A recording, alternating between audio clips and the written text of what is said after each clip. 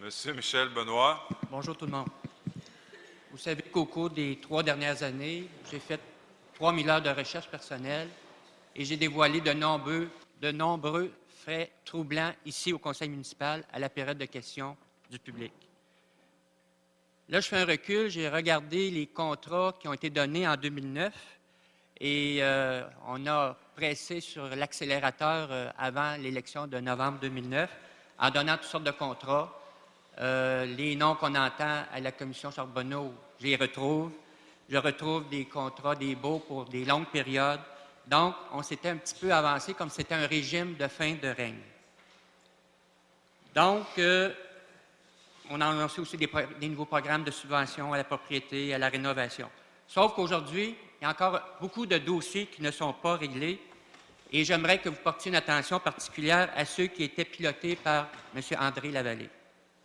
Je pense au Faubourg Saint-Laurent, dans le voisinage du Monument national, les terrains à redévelopper au métro Saint-Laurent, le redéveloppement des terrains de la Société Radio-Canada, le 1420 Mont-Royal à Outremont, ça c'est Château Catania, dossier Faubourg Contrecoeur qui est encore en suspens, le dossier des compteurs d'eau et le dossier Bixi, non-transparence totale. Aujourd'hui, on est rendu à 40 millions de déficit accumulés avec une triple comptabilité. On a passé des dépenses dans la Société de vélo, dans le stationnement à Montréal et dans l'agglomération.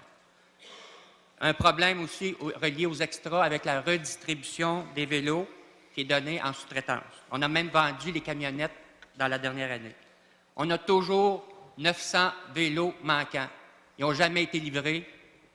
Monsieur responsable des communications, Bixi, avait dit 2 semaines avant l'élection qu'il y avait 4100 vélos. On a encore juste 4100 vélos. Puis on a bikeometer.com qui nous surveille aux 2 minutes. Aussi, au niveau de Bixi, les ventes à l'étranger, ça n'a pas été un succès. Et là, ce qui se passe maintenant, c'est les Bixi, tout le système est fait aux États-Unis. Donc, la question... C'est ça la réalité. Oui, j'aimerais ça que, première étape, que M. Applebaum nous dise un petit peu comment il va faire le rattrapage de ces dossiers-là, parce que... Merci. D'accord. Conseiller Applebaum. Monsieur le Président, je comprends qu'est-ce que M. Benoît vient de dire. Les images sont troublantes, sont difficiles. On est dans une situation difficile dans l'histoire de la Ville de Montréal, et ça, c'est pourquoi on a besoin d'une coalition sur laquelle tout le monde peut travailler ensemble, de toutes les formations politiques, incluant aussi les indépendants, pour mettre la lumière sur toutes ces questions. Aussi, j'ai déjà discuté avec des gens, les chefs de l'opposition, d'expliquer que ça va prendre un comité piloté par quelqu'un à l'extérieur avec une compétence et une connaissance sur laquelle la population va l'avoir vraiment. Il va être capable de dire oui, cette personne-là a l'intégrité et la capacité de regarder tous les dossiers qu'il parle, aussi les directions qu'on veut aller dans les octrois des contrats et tout ce qui a été fait dans le passé.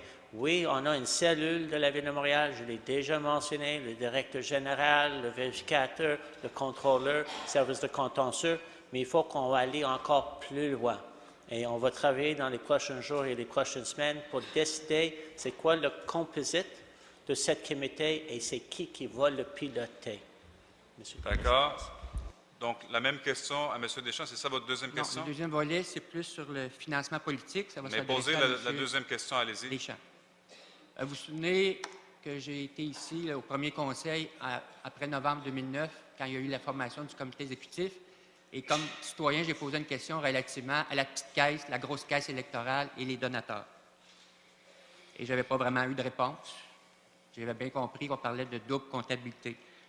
Monsieur Deschamps, je regarde le rapport financier du Parti Union Montréal en 2009.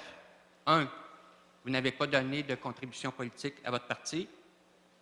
2. Le 8 mai 2009, il y a eu une activité de financement qui a rapporté un peu plus de 100 000 $. Et quand je regarde un petit peu le dossier, il y avait 530 personnes présentes. Il y en a 400 qui n'ont pas payé un sou, donc c'est dans la colonne gratuité. Il y a eu 135 personnes qui ont donné plus de 100 $. Donc, il y a eu 15 000 de ramassés avec cette activité-là. Donc, selon- la question, Quand je regarde les dons, juste pour les gens de la salle, j'ai retrouvé que 24 donateurs pour 15 000 Comment vous avez financé votre campagne électorale? D'accord. Qui sont les donateurs en arrière? Est-ce que c'est le coffre-fort D'accord. et votre source de financement? d'accord. Conseiller Deschamps, Alors, je tiens à vous assurer, sans l'ombre d'un doute, que toutes les actions posées pour faire quelque financement que ce soit à la salle ont toujours été posées dans le respect de la loi, avec tout ce qui vient avec. Je n'ai aucun doute personnel dans mon esprit. Alors, je veux juste vous dire que dans toute ma carrière, puis on est très contrôlé, monsieur. Là, les gens pensent qu'on fait n'importe quoi, là, mais on est très contrôlé. Personnellement, j'ai toujours respecté l'ensemble des règles de la loi et j'ai toujours agi dans la plus parfaite transparence, intégrité. Et je peux vous dire qu'on n'attend pas le dernier mois avant de financer des campagnes électorales. On fait ça au fur et à mesure. On a, je pense, le jugement nécessaire pour le faire correctement. Et vous pouvez ne pas me croire, vous pouvez lancer toutes sortes de choses dans le domaine public. J'ai l'intime conviction de toujours avoir respecté ce qu'il fallait pour conserver la crédibilité, la confiance du public. merci. Merci, M. Benoît. Donc, Bonne journée. Merci. Merci. Merci. Donc, bonne journée.